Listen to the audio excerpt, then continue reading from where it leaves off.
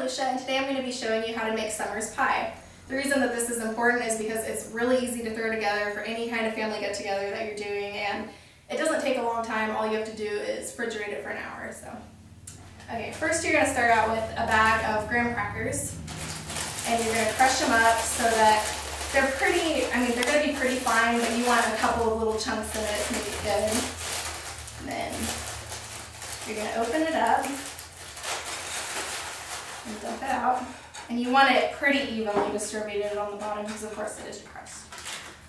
And then once you get it out, you'll have to kind of crunch those stubborn little pieces that didn't want to crunch while they were actually in the bag. So crunch those up.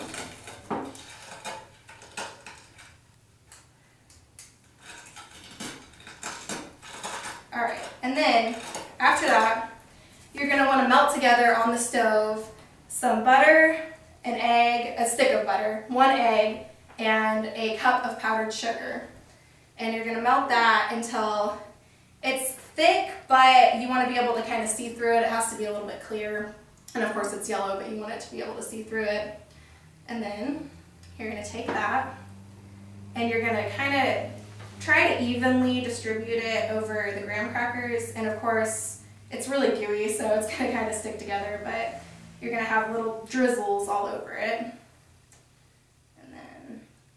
And also, while you're cooking it, make sure that you don't get it too terribly hot because you're going to want to cook it at about a medium to low temperature.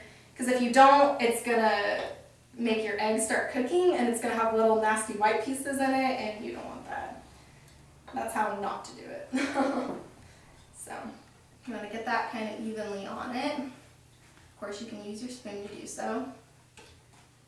And then you're going to want to put it in the fridge for about an hour or so. I mean, you can do it longer than that if you want, or, I mean, sometimes you can do it for a shorter time. It just kind of depends on your fridge. So you're going to do that. And when it comes out of the fridge, it's going to look a little bit like this. It's going to look a lot better.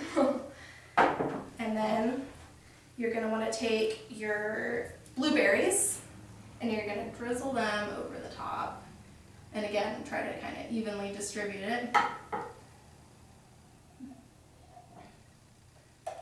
And here in a minute, I'm going to show you kind of how to make this recipe your own. You can do different things with it other than just put blueberries on the top, although this is kind of the original thing that purists might like. Alright, there we go. Kind of move it around so that it's even on the top. Alright, and the great thing about this recipe is that you can make it, like they call it summer's pie because you can make it during the summer and you don't have to use the oven and make your kitchen all nasty and hot. All you have to use is the stove for a very short time. Alright, and then that's how you keep it if you want it just the original way. But I like to add strawberries to mine just to kind of give it, a little more flavor. And you kind of just put that on the top. Just like you do with the blueberries, but kind of push them together. And then I'm only going to do about half of it because I know that some people in the audience might be purists and they're going to get to have a try of it afterwards. So, alrighty.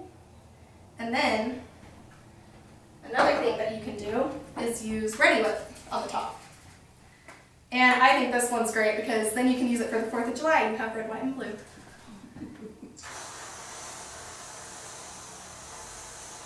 And there you are.